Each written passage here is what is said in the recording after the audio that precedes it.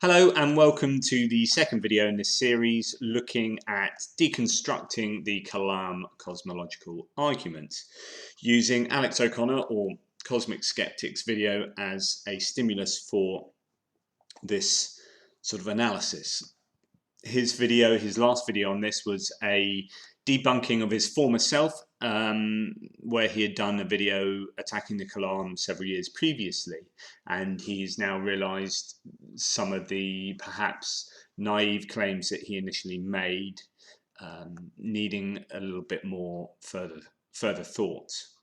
And I looked in the last video at the first half of his own video, and in this one I want to start with the idea that we left off with, which is that an immutable God can't really have any creative force to create the universe. I mean, if there is a cause of the universe, then that cause must have sufficient properties to bring the universe into existence, right? Otherwise it couldn't be its cause. But if the cause doesn't change, doesn't make choices, isn't personal, then because it never changes, it must always have sufficient properties to bring the universe into existence. And this all boils down to time or causality in a timeless scenario. So where you've got this God world, this perfect paradigm of God existing without having created the universe, so causally prior to the universe, in whatever sense you can make of that. You have God existing in what must be argued as some form of perfection, right? But without time, it's very difficult to understand how you can change to create something. So there's a change that takes place to go from non-creation to creation of the universe. And that's very difficult because in one sense, time is a measurement of change, okay? So without time, you can't change. There is just an immutability. And I think that was largely what Alex was talking about. And I found, having written a book on the Kalam, Did God Create the Universe from Nothing? Countering William Lane Craig's Kalam cosmological argument, I just found on page 90, I started talking about causality and time. And this kind of goes into what he was saying. So, and I'll quote from the book: if causality depends on the notion of time, then if the universe with its space-time did not exist, how could the process of causality be enacted in the creation of the universe? Does then causality depend on time? Well, David Hume seems to have thought so. In his treatise on human nature, part 3, section 15, he set out that quote, the cause and effect must be contiguous in space and time, end quote. Causal lines are often defined in such a way that, open quote, the concept of a causal line can be used to explain the identity through time of an object or a person, close quote, as Phil Dow explains of Bertrand Russell's reasoning on causality, Dow 2007. It seems to me that time is a necessary paradigm within the confines of causation. Time, in one sense, measures change, and something outside of time will have no change, since no causal force will be acting upon it. If we don't have time, what do we have with regard to causation? Without time, we have simultaneous causation, a notoriously problematic notion, and one which proponents of the KCA need in order to satisfy the desire to make it a coherent argument. If two things occur simultaneously with each other, then one cannot define which causes the other. William Wharton, a physicist at Wheaton College, concludes this in his essay Time and Causality, and then I go on to quote him where he says simultaneous causation is a real problem. So in order to have, and then I go on to talk about it in more and more depth. So the issue is that if you have an immutable God who has not yet created space-time, then you cannot have causality because you can't have a change. There is no... and this is what Alex was talking about with regard to some kind of reason, choice, something causal influence that brings about a change. And I think that's definitely a very pertinent point that he made, and one that requires, you know, quite a lot of analysis, because I think that's a real weak point of the Kalam cosmological argument and William Lane Craig's position. We'll now rejoin Alex's video just after he's played some of his initial criticism video of the Kalam from a few years before, and we'll jump back in at the end and take it from there. Aquinas, Craig, and Turek alike assume some kind of singular grand beginning to not only our universe, but anything that does, will, and can exist. And there's simply no proof to back this up. Yeah, and Dr. Craig doesn't claim that there is such proof.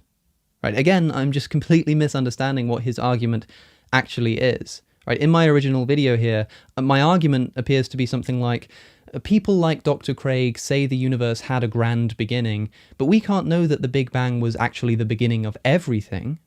Right, but as I said before, I was mistaking the definition of universe in the Kalam cosmological argument.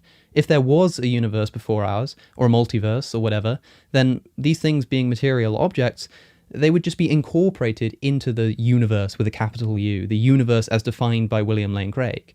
That is, if a universe existed before the Big Bang simply wasn't the beginning of the universe in the sense that we're talking about. I have absolutely no issue with that. That's what the Kalam cosmological argument states, that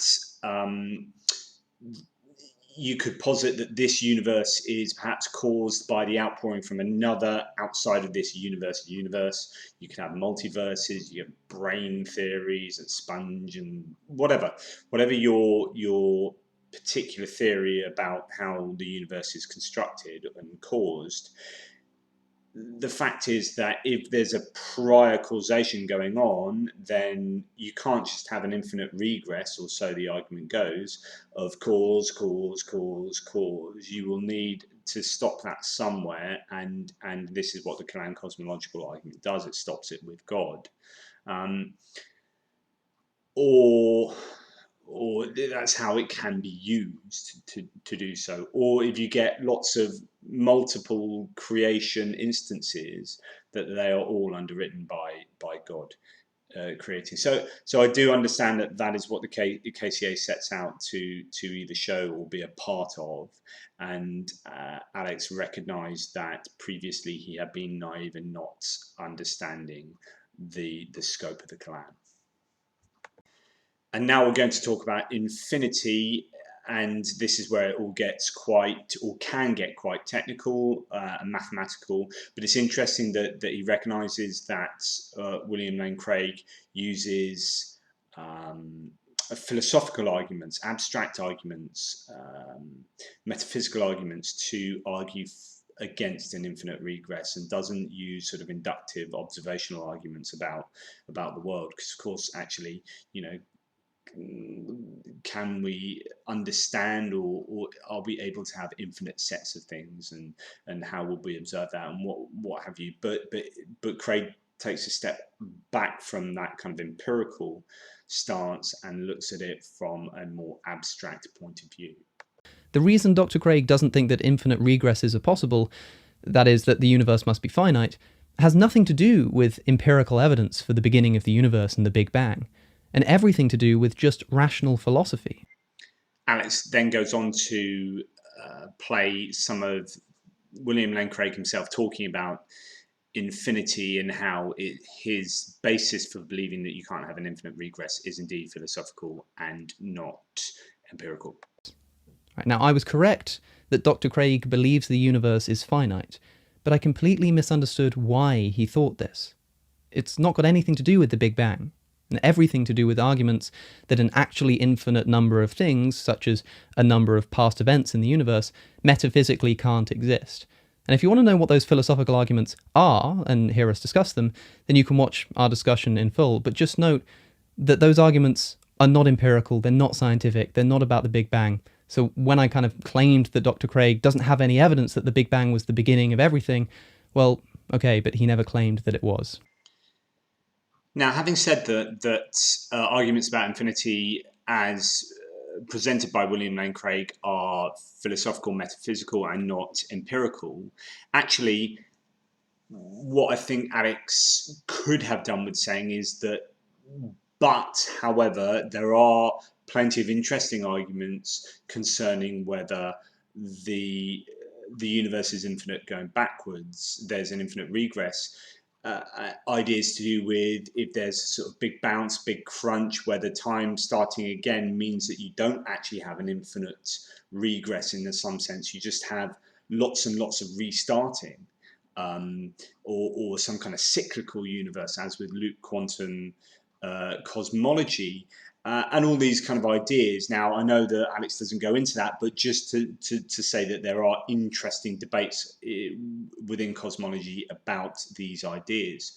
But also within maths, I had a chapter by mathematician James East in here talking about infinity and whether actually mathematically infinity is something that can be established and what have you. So there is lots to say on this topic, rather than to say William Lane Craig has argued that you can't have an infinite regress, end of story. Yes, it was a philosophical position and not empirically defended, as was his intention and admission, but that's not to say that on both cases you can have some very detailed discussion about the viability of infinity with regard to the context of the universe or even outside of that. And just to add to that as well, it would have been interesting to look into the idea that if God is a necessary entity, why can matter not be a necessary entity? Why can the universe not be a necessary entity? And look at comparisons of the two in that respect, that instead of it being self-caused or caused by something else, the universe can just be a brute fact in the same way that God can be argued to be a brute fact. And again, this might go back to whether a brute fact or some kind of necessary entity has to be immaterial or has to be a person or have personality or something. I don't think a timeless entity can have personality, and I think there are problems with those. But I think that would have been well worth looking into as well. I'm now going to look at his original video discussion with William Lane Craig to pick up on some points from that I think Alex started to make or hinted at, but really needed putting to bed as far as criticising William Lane Craig. So here goes for a slightly different tack. I'm intrigued because a lot of the time people will say, now I'm not sure if this is an argument you would make, but this is what my article was on, my essay was on, about the begging the question of the Kalam. Now, yes, some people have said, now when you refer to common experience, I thought you might have meant something like, anytime we see something beginning to exist, it appears to have a cause. That's a common experience that a lot of people will refer to. They say, look, you can never have something that begins to exist, me beginning to exist, a chair beginning to exist that doesn't have a cause. But of course, the important point here for me was that the kind of beginning to exist we need to talk about in order for the Kalam to hold, in order to get our conclusion, is beginning to exist from nothing, surely. Whereas a chair doesn't begin to exist from nothing. A chair begins to exist from pre-existing material.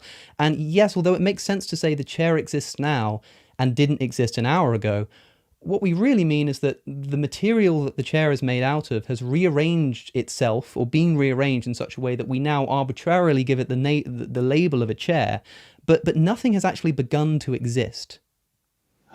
Oh, Alex, I think that's just well, as you say, that's included in my list of arguments so bad I couldn't. Indeed. Just think of your own self. You began to exist. It is absurd to think that you existed before your father's sperm and mother's egg united in conception for you to begin to exist. You didn't exist during the Jurassic period. You didn't exist during the era of galaxy formation. You began to exist about 18 years ago in this conception event. And so don't think that beginning to exist is something that is subverted by its having a material cause. I explicate what it means to begin to exist by saying X begins to exist at T if X exists at T, and T is the first time at which X exists. Yeah. And that is fulfilled for the chair and yourself and other things that begin to exist. And the point is that when we look at the things that begin to exist, we have a tremendous inductive argument that everything that begins to exist, so defined, has a cause.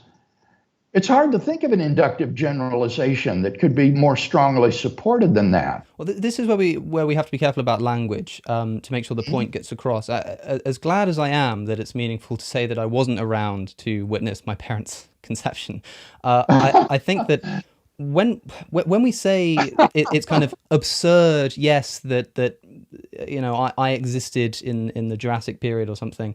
What I'm being careful to say here is that everything that I'm made of existed at that time. Yeah, right. Fair enough. And so when we talk about beginning to exist in the sense of the common experience in order to justify premise one, we're talking about beginning to exist conceptually, beginning to exist as an arrangement, something like this, right? We're not talking about actual matter becoming instantiated or something like that. Well, I don't think that it's necessarily just a matter of arrangement.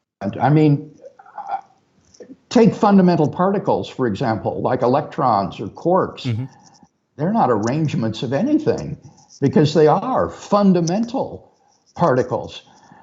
You're raising an issue here as to whether or not there are composite objects, things that are arrangements of simples that are themselves not arrangements of anything. And there are certainly these sorts of fundamental particles. But more to the point, Alex, would be that the definition I gave of begins to exist, namely X begins to exist at T, if X exists at T, and T is the first time at which X exists, it's irrelevant whether or not X is a fundamental thing that is not an arrangement of prior materials or whether it is. No. Either one of those fulfills that definition. Perhaps I can explain why I'm having trouble with this as pertains to something like a chair, which is that it seems to me that designating when that point T is an arbitrary measure that we make subjectively, right? If you have a collection of wood, and you kind of begin forming it into a chair, you could say, well, look, it's not a chair right now. Maybe if I bend this little bit like this and hammer in that, right, now it's a chair. It seems like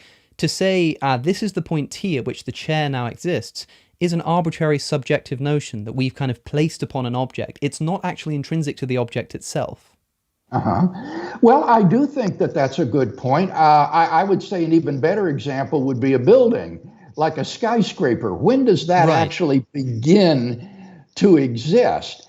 But there are plenty of things that aren't like that, like yourself. I think it's very clear when you began to exist. And even with respect to the chair or the building, we don't need to specify time T as an instant. Time T can be any interval of time. It could be 1970, for example. This building began to exist in 1970. If the building existed in 1970, and 1970 was the first time at which it existed. So don't think that the time at which something begins to exist needs to be too finely specified, because as you say, there will be some vagueness as to when it actually begins. But at the same time... Now, with regard to the universe, though, this is all academic, because there is a very precise time in which the universe begins to exist. Well, I'm trying to move towards a distinction between the universe beginning to exist and things like chairs beginning to exist, and in order to show why perhaps they don't support each other. Let's say, you have a skyscraper and you don't know particularly what time it begins to exist, but you could say that it's a period of time instead. Still, it seems that the notion of beginning to exist, as we're talking about it as pertains to chairs and skyscrapers, is not an attribute of the thing, but an attribute of us. It's an attribute of the people observing it and giving it a label. The fact that a piece of wood becomes a chair is not something so much true of the wood, but as it is true of us, because nothing about the actual material really changes in such a way that's meaningful, except as we decide that it's meaningful. Boy, I think that's a kind of anti-realist view of reality that I would have grave reservations about, that the chair is some kind of a mental construct Right. that you make.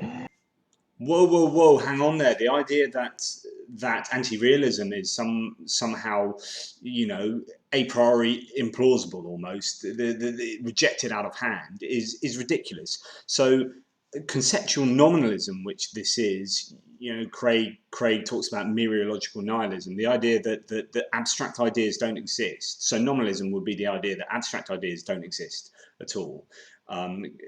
Conceptual nominalism say they do exist, but they exist only mentally in our brains. So we invent categories of things that allow us to navigate our way through the world. So species is a perfect example. I've written so much on this, it's unbelievable. Species is a great example of conceptual nominalism, where you have a continuum that goes along like this, and at some point a species transforms into another species, and we draw an arbitrary line there, and we say, look, this is now this species and this is now another species. But of course, one species doesn't give birth to another, like a dog doesn't give birth to a non-dog, or whatever, in terms of evolution. Non-dog doesn't give birth to a dog. So we invent categories and ascribe them to things with certain properties in a arbitrary fashion. But those things don't exist, which is to say the world or the universe is full of matter just doing all this funky stuff. And humans, with our brains, we cut up the universe into different things to say, that's a table, that's a chair, that's a Homo sapiens, that's a canis, that's a whatever, and we slice and dice the universe, but as far as the universe is concerned, it's not concerned at all. It's just matter forming around. So nothing is created, right? Nothing comes into being at any one point. It just transforms, and we attach conceptually labels to things to say that thing has now come into being, has been created, has started, and that thing started because of that thing before it. And we chop up time, and we chop up causality, and we chop up stuff and properties into really neat packages, but they are purely conceptual. And without the human conceptualism of this, those things wouldn't exist. The matter would exist and the properties would exist, but the things being distinct from each other wouldn't exist. So you've just got matter evolving and changing throughout time, and the argument goes that because nothing begins to exist and stops existing in that sense of conceptualism, then you don't have starts, you don't have ends, and you don't have this thing causes that. You just have one big matrix of causality and one big matrix of matter and stuff. And that is the universe. So you can't then apply a rule of causality talking about how this thing caused this thing caused this thing, because we're chopping up stuff arbitrarily. There is just one matrix of causality. Because you can't say everything that begins to exist has a cause, because you're looking at the world around you. That is an inductive conclusion, although he sells it as a deductive argument. That's an inductive conclusion in the first premise, that everything that began to exist has a cause for its existence. Well, there is nothing that begins to exist other than the universe, arguably.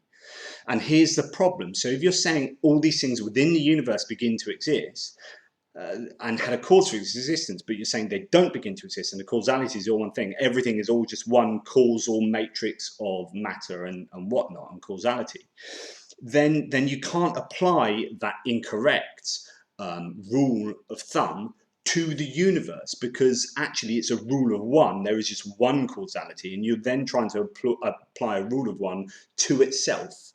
And that's the huge problem with Craig's position. And Alex needed to absolutely hammer him on it, because this is Craig's weakness, and he will try and laugh off this whole anti-realism. Oh, ha, ha, it's ridiculous. You haven't existed since the Jurassic period. No, you haven't conceptually existed, but everything you're made of has, and you are constantly transforming. The matter of the universe is transforming. And William Lane Craig, you need to be nailed on that, because actually that is a fundamental weakness of your argument. He accepts nominalism in certain places, if you look at his other work, but not in this case. And I think that's a double standard, and I think it doesn't work. I don't think I think anti-realism is hugely plausible and very defensible.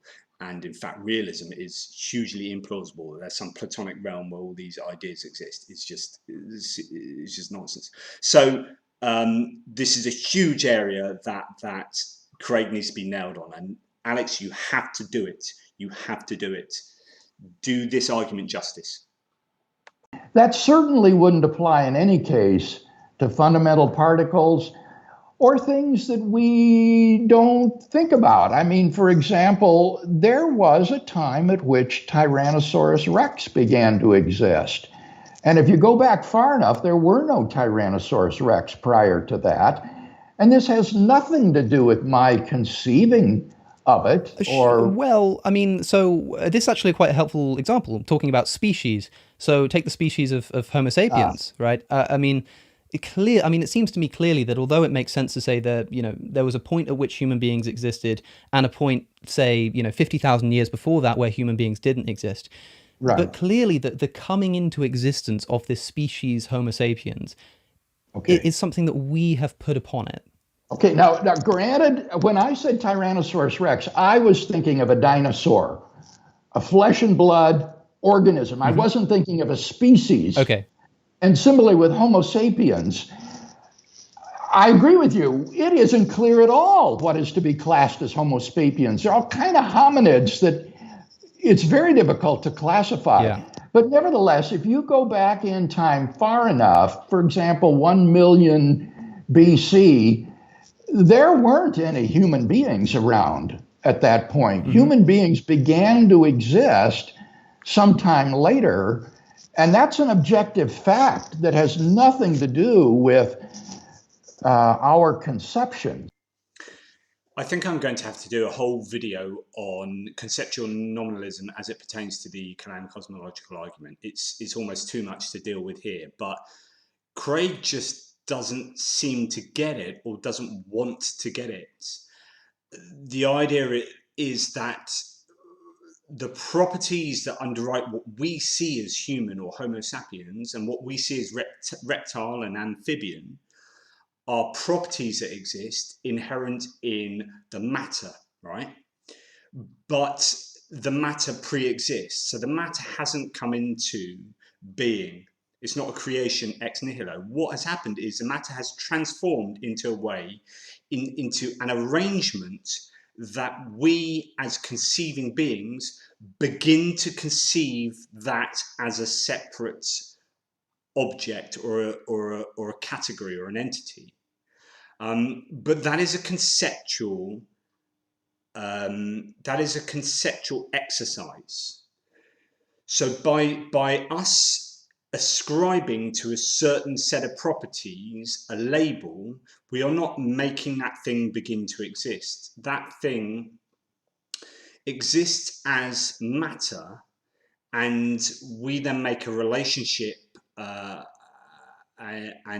property labeling exercise through our conception. What has begun to exist out of nothing? Well, nothing has begun to exist out of nothing. So, to go to the chair example, which has been used, let's look at some chairs. Okay.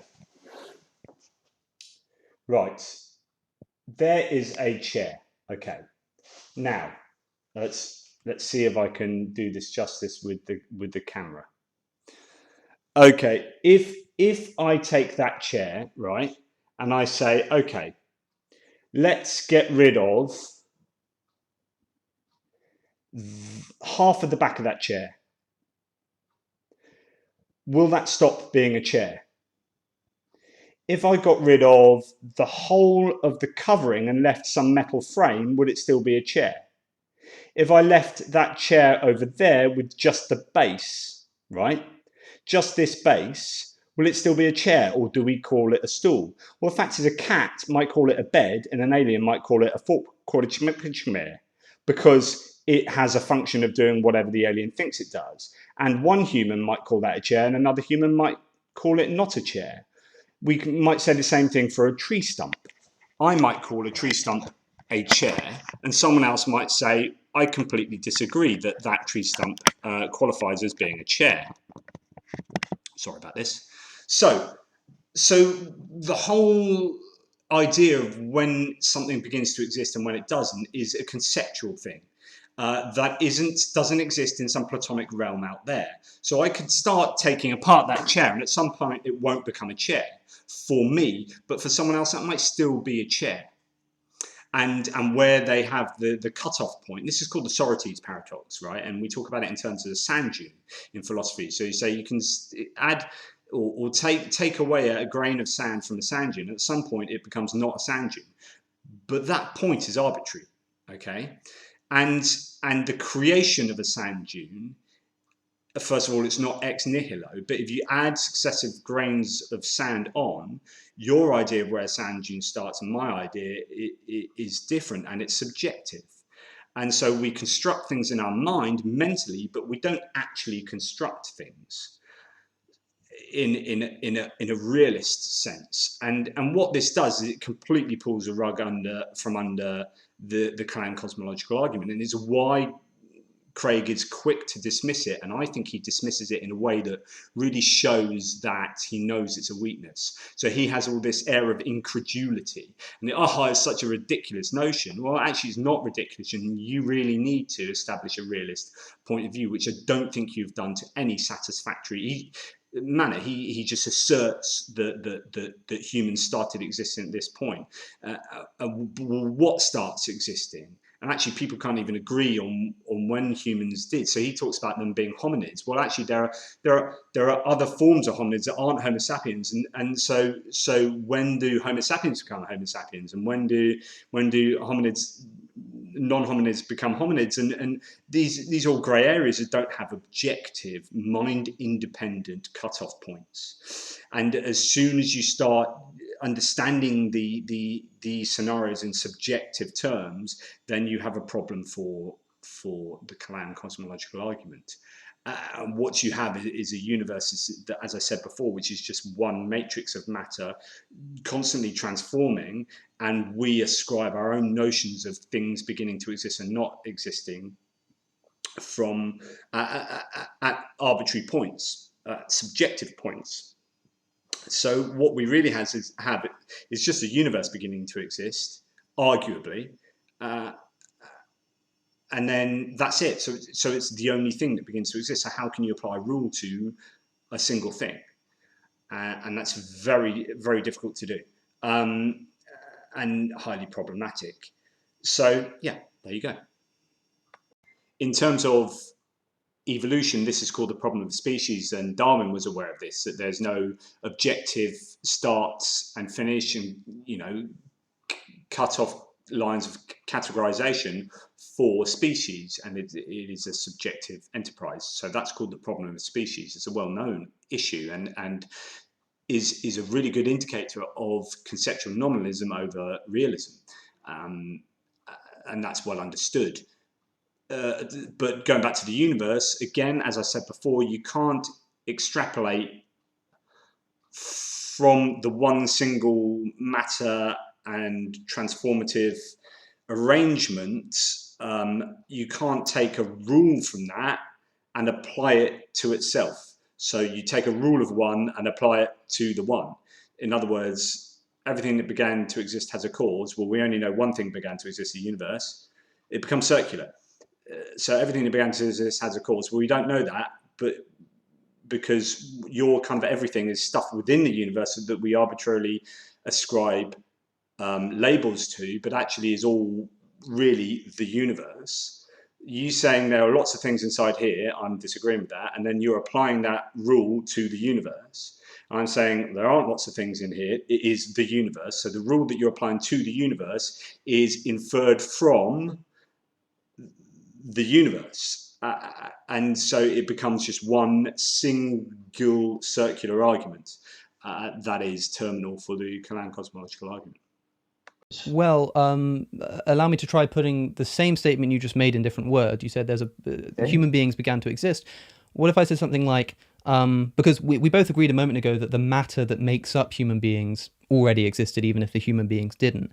What if I said something like, the matter which exists arranged itself in such a way that we would label Homo sapiens, right? That seems to me the same thing as saying that the Homo sapiens began to exist. Well, if we would label it correctly, but that there is an objective fact here. It doesn't begin to exist in virtue of our labeling it. The reason we label it as a Homo sapiens or as a human being is because you have an organism that is recognizably human. It's not reptilian. It's not amphibian. This is a hominin that is endowed with certain kinds of mental and behavioral capacities that we would count as human. And the beginning of existence of that thing is explored by paleontologists and paleoanthropologists just wholly independently of us.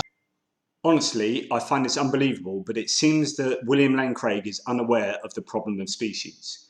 He actually appears to have a hole in his vast knowledge of philosophy in terms of what the problem of species is. Go and look up the problem of species, because what you are saying is incorrect. I think I've hit on our disagreement then, which seems to be that you would say that we call a Homo sapien a new object that begins to exist, a new thing, because it begins to exist. Whereas I would say that conceptually it begins to exist because we've decided to call it a Homo sapiens. It's kind of the reverse, right? I think that's the disagreement we're having. That's a really nice way of putting it. I haven't really thought of it that way before, couched it in those terms. But yes, you're talking, or Alex and myself are talking about something beginning to exist conceptually, which is a description of reality. And Craig is saying, but that description isn't reality. And Craig is saying, no, actually, we have reality, and our reflections of reality are in fact a reflection of a real, scientifically real or platonically real beginning to exist of something. So I would definitely agree with Alex there. Yeah, well, this gets into this question again that I mentioned, whether or not you think there are really composite objects or not. And however you come down on that, there are going to be certain entities that are not composite objects, like fundamental particles, like electrons and quarks and so forth. And I would say persons, like yourself.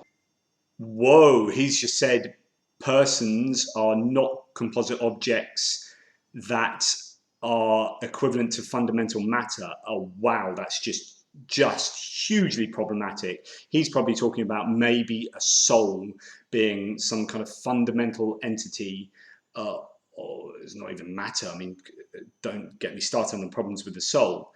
In fact, I've got a previous video on that. But that's this just, whoa, no. And anyway, fundamental matter, we're talking about creation ex nihilo. So actually, some people argue that certain things might be able to pop into existence uncaused, or certain quantum events happen completely uncaused. So that would actually undo his argument anyway.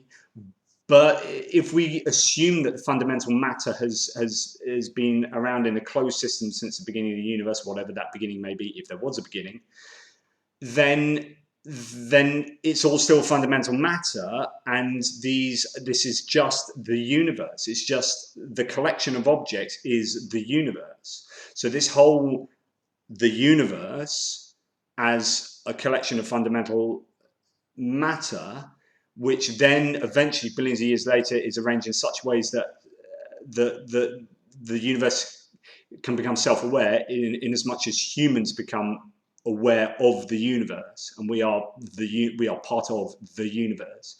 So we then start ascribing all these lovely labels and terms and categories to everything we see around us. But for all intents and purposes, there's just the universe that is just constantly moving in a cause. Or, I mean, if you're a hard determinist like myself, then of course that is all dependent on the beginning of the universe anyway. And so you have just one big causal chain, one instance of causality, effectively.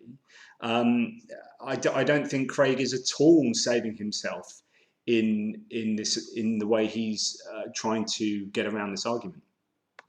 And these provide clear-cut examples of things that exist that are not just arrangements of prior matter, and therefore don't have any objective reality.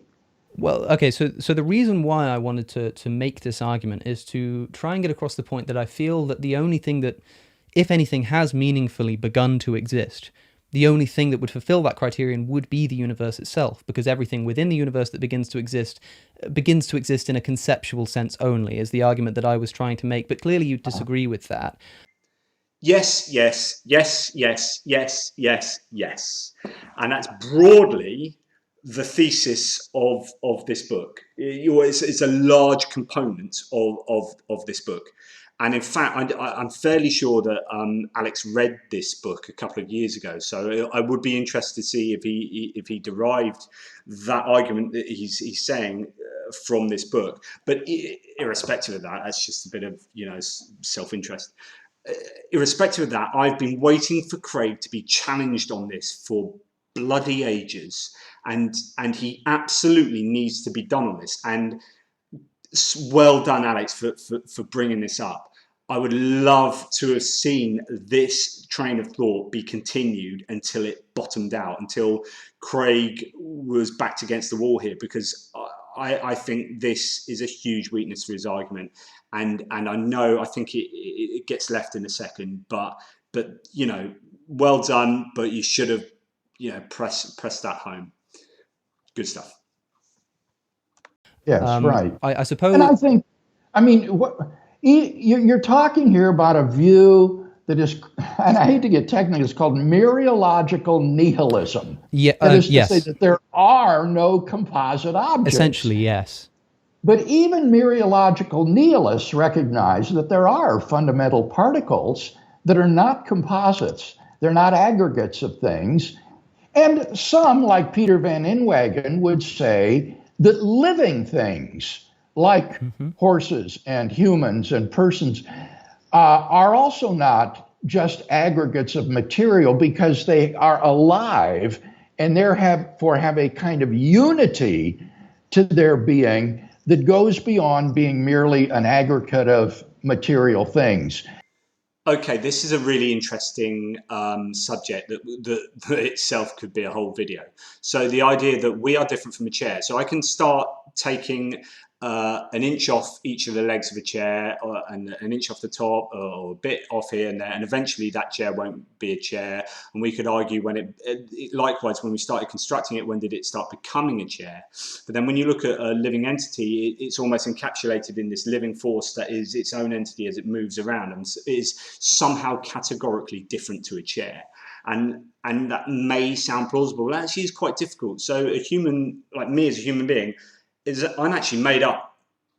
There's more matter, I think, inside a human being of other living organisms than of my own human tissue, or whatever. There's some interesting stats to do with the amount of gut flora and other organisms that live within us that are essential for us to live. So then you're saying, well, actually, my living self wouldn't be a living self without all these other living things, and actually it's more like a network of living things in a symbiotic relationship working together, and et cetera, et cetera. And so therefore, if I lost half, when do I stop being? When did I start being me? Was it at conception? Was it at birth? Was it in sperm and egg form? Was it what happens in vitro fertilization when you've got fertilized eggs, but a dozen in petri dishes? What happens when we lose our mind? What is personhood? All of these problems that also suffer from the Socrates paradox issues that I've talked about, and I've written hugely on personhood with regard to conceptual nominalism, you actually do come across the same issues. What is me, Jonathan Pearce? Is it who I think I am? Is it my own self-awareness? Is it a genetic and biological thing? What about what other people think I am? How does that affect the label that is Jonathan MS Pearce? What happens if I lose both my arms, both my legs? Am I still me? What if I lose my mind? What if I go into a vegetative state? What if I completely change and have a brain tumor and my personality is utterly different from what my phenotype would typically be as a neurotypical person? And so on and so forth. And we come into loads and loads and loads of issues that are just, it's not as simple as Craig is just blithely saying there. As a living entity, you have this unity that means that you don't suffer from the problems that conceptual nominalism, or as he puts it, which is a marginally different, mereological nihilism. So, yeah, I'm still not convinced, Craig, not at all. So I think the person who's going to take the line of mereological nihilism, well, it's worse than mereological nihilism. I mean, he has to say that there are no fundamental objects. Well, I'm not sure that's the case. For instance, if we accept that fundamental particles exist, and what we mean by fundamental particles are simply things that can't be broken down any further. And so what we mean when we say beginning to exist is a rearrangement of fundamental particles in such a way that it kind of that it gives rise to arbitrary labeling as a new object, right? So that's the kind of view that I would take. Not that there aren't composite things, but that everything that begins to exist is just an arrangement of composite things. All right, that's not you mean arrangement of fundamental things? Yes. Well, if you break it down far enough, yes. Symbols. Right. Yes. Okay, and that would be a consistent view. It's a very radical view, one that I wouldn't hold. I can't see any good reason to be a mereological nihilist. Okay, I can't tell you how important this is. Craig does not rebut the argument. Craig says that's interesting and it's consistent, and by goodness it is consistent, because this is basically the fundamental building blocks to my philosophy, right? If you don't sort out what abstract objects are made of, if you don't sort out the fundamentals of the universe, and then what's the point talking about God and morality and all these things all the way up here if you can't sort out the stuff down here? So it's a bottom-up approach, and yes, it's consistent, and it's way more consistent than Craig's view, but Craig neither defends his view nor rebuts this view of anti-realism. He just says it's an interesting view, and he goes on to say it doesn't change the Kalam cosmological argument. Well, actually, yes, it does. It changes it fundamentally in the ways that I've already said. So that response from Craig is actually huge. I think that's a stop the press moment, and shows that he needs to go back to the drawing board, in my opinion. But in any case, I don't think that would subvert the argument for the universe beginning to exist. Right. Because in that case, you can rephrase the argument, not such that the universe began to exist, but you can say all fundamental particles began to exist. Sure, but then do you see how that just completely undermines the idea of the common sense experience of things beginning to exist? Because although it may make philosophical sense to talk about fundamental particles beginning to exist, we wouldn't be able to say something like we've observed it happening. Oh, no, I think that's not right, Alex. What it requires is a modification of the second premise, not the first. No. Alex is absolutely right. Craig, you are wrong. No, it is the first premise that this is all about, right? This is saying that everything that begins to exist has a cause for its existence. Is saying that nothing begins to exist other than the universe. Everything is a transformative change, and this is something Adolf Grünbaum coined. This transformative change that we ascribe labels to, and you're saying has a cause. Well, actually, nothing has a single cause. In fact, and really, if you're being accurate about stuff, the cause of anything that happens is a Big Bang. So take, for example, this. I drop this book, right? I pick up this.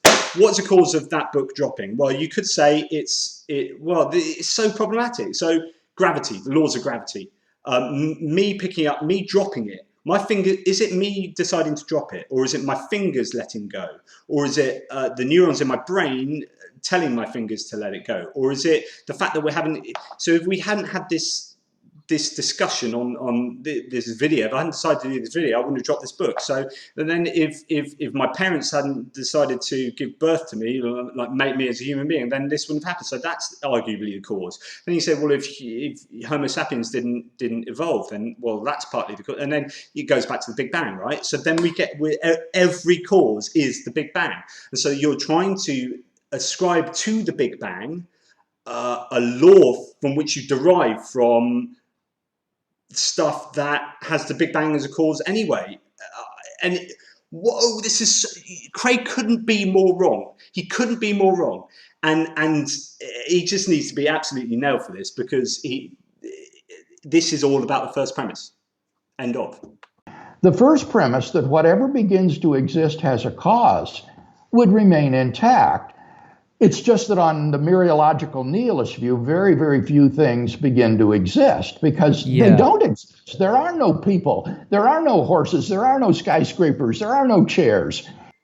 This is where you need a nuanced approach here, because things begin to exist conceptually in the mental sphere. And then you're talking about, well, what is the mind? Well, the mind depends on matter, and the matter is a transformation. So even what begins to exist in the mind is dependent upon, supervenes on the physical, which again you can map back to the Big Bang or whatever, and it becomes part of the same problem. So I think there's cause for a much greater nuance in what Craig is saying here. Well, but if you reformulate the second premise so that it states not the universe began to exist, but all the fundamental particles began to exist, you get the same conclusion.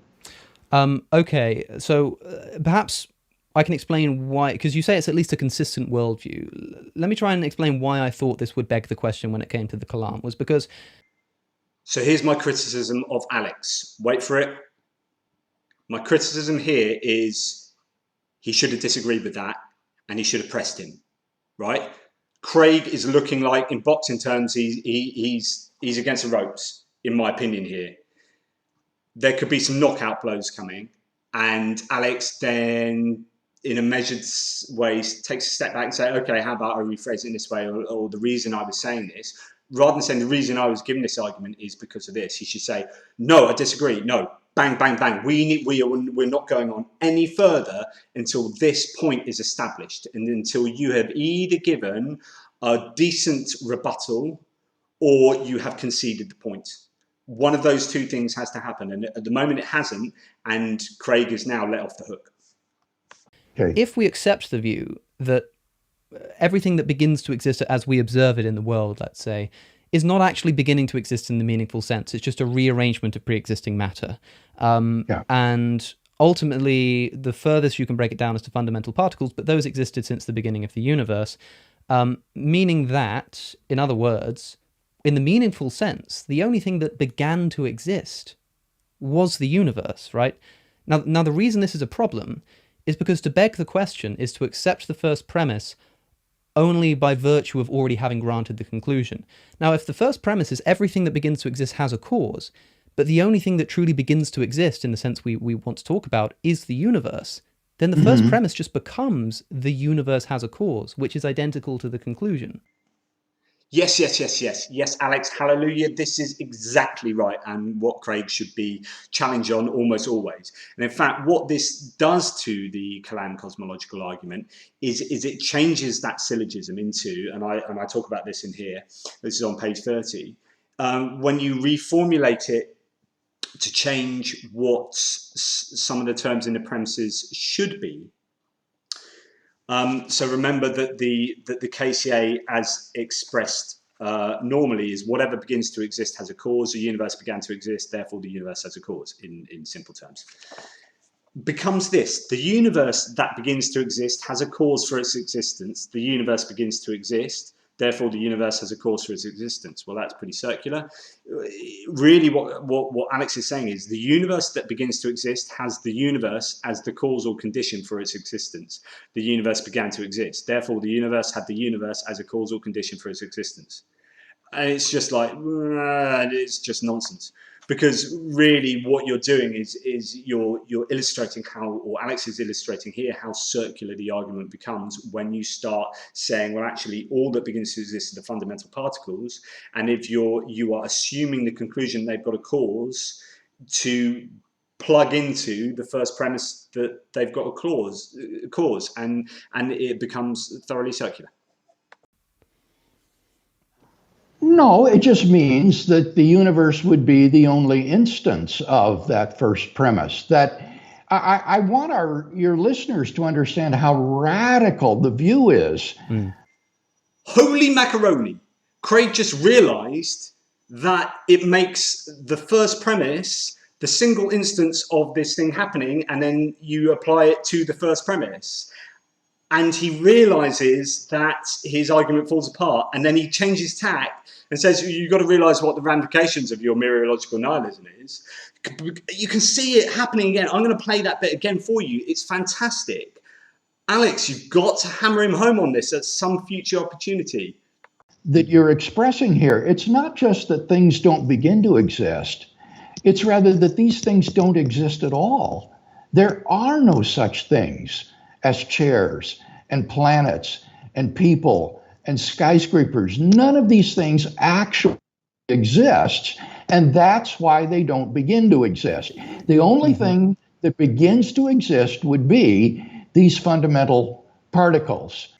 Craig is being disingenuous here, because actually that's not what Alex is saying. It's not what I'm saying, which is to say that these things exist conceptually, right? They do exist in a sense, but not in an ontic reality, which means in the realist sense. So you need to define what exist means here. But the fundamental particles definitely exist, and that's what we're talking about, which is basically all matter. And I think there's a little bit of a dodgy move there by Craig to say, and the intuitive reaction to this, you can see why he's saying it, which is saying, you're saying that nothing exists, but look, there's a chair and there's a human, of course they exist. And you're like, oh yeah, no, that's ridiculous. How can I say that nothing exists? Oh yeah, sorry, I must be wrong. No, I can see that those things exist. That I ascribe to them, chairness to that, is subjective and conceptual. And in fact, not all humans will ascribe chairness to that. We do in our society because we all live very similar conformed existences with the similar brains and the similar experiences. So we might call that a chair, but someone from the Neolithic period isn't going to call that a chair, right? So these things aren't objective. These things are constructed conceptually. And therefore, when you say they don't exist, we're not saying the matter doesn't exist. The matter exists, and the properties that inherent in the matter exist. But what they are conceptually exist in our minds, and started when we first started thinking about them existing in that way.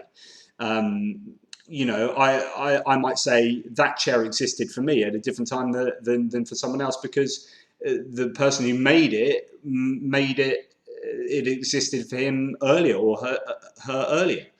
Then if we were both there at the same time looking at it being made, then he might think it was made when every single last part was put in place, and I might think it began to exist a little bit earlier. So these things are conceptual and not objective and mind independent. And so this is I mean, you can take that line if you want, but it's really a radical view. Because I know that I exist. I think Descartes is quite right about that. If there's one thing I can't doubt, it's that I exist.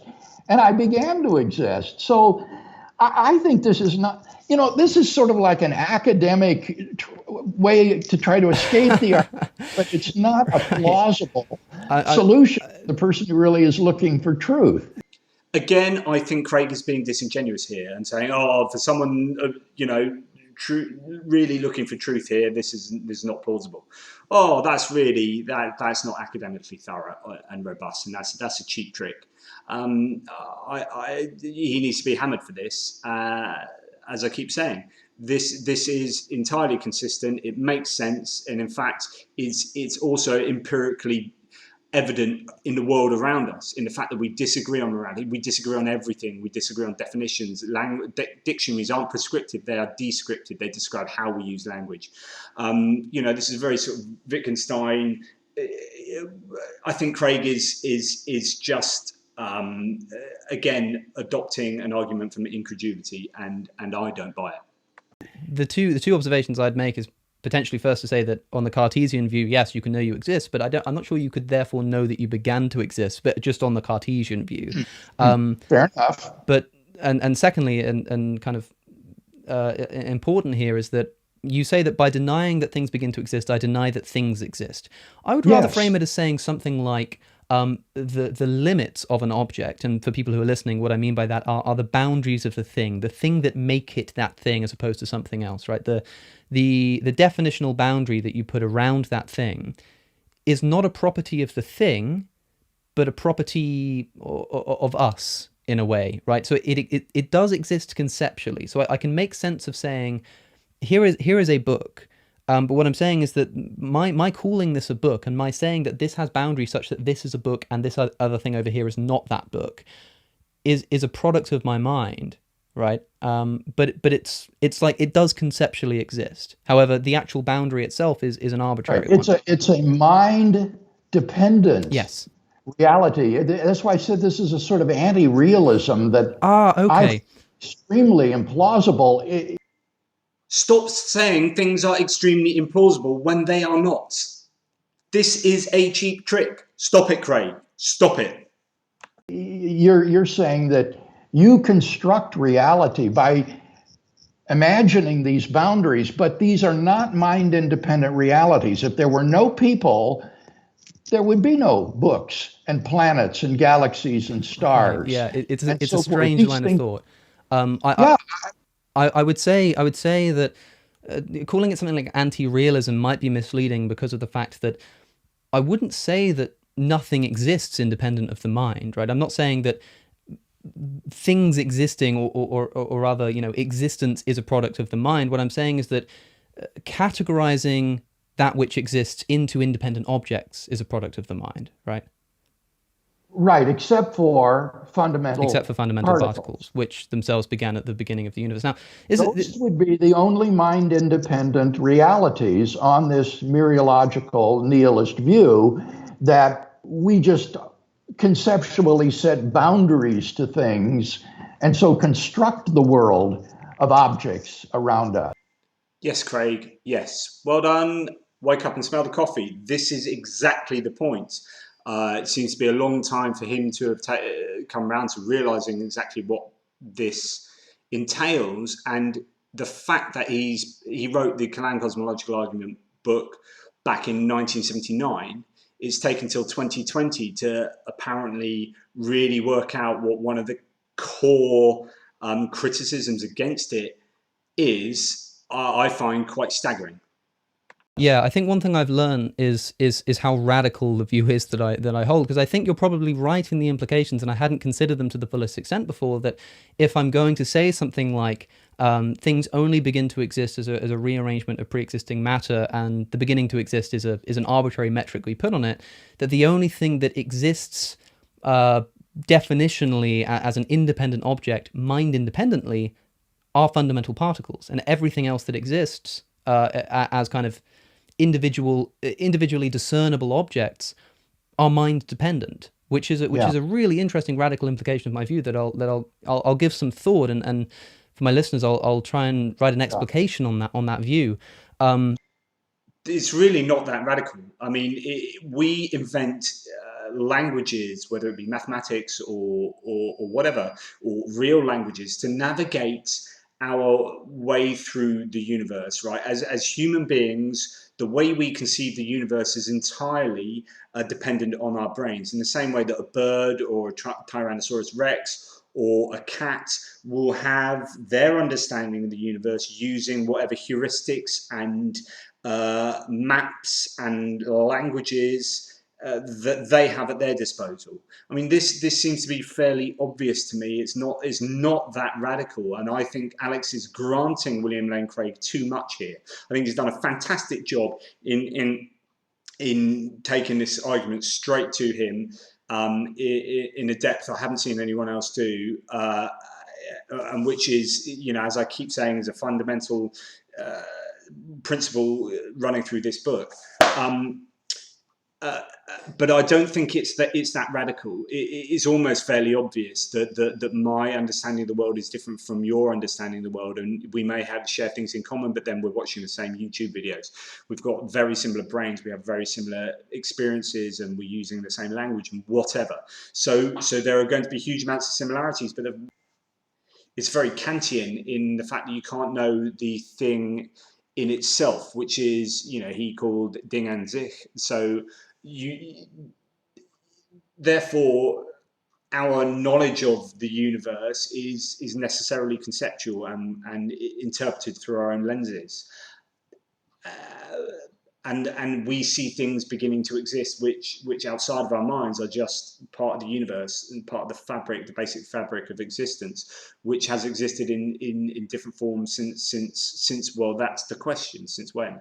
And it appears that things don't just pop into being uncaused, but that causality is itself part of the fabric of the universe. And so it's one big causal matrix in the same way it's one big material matrix.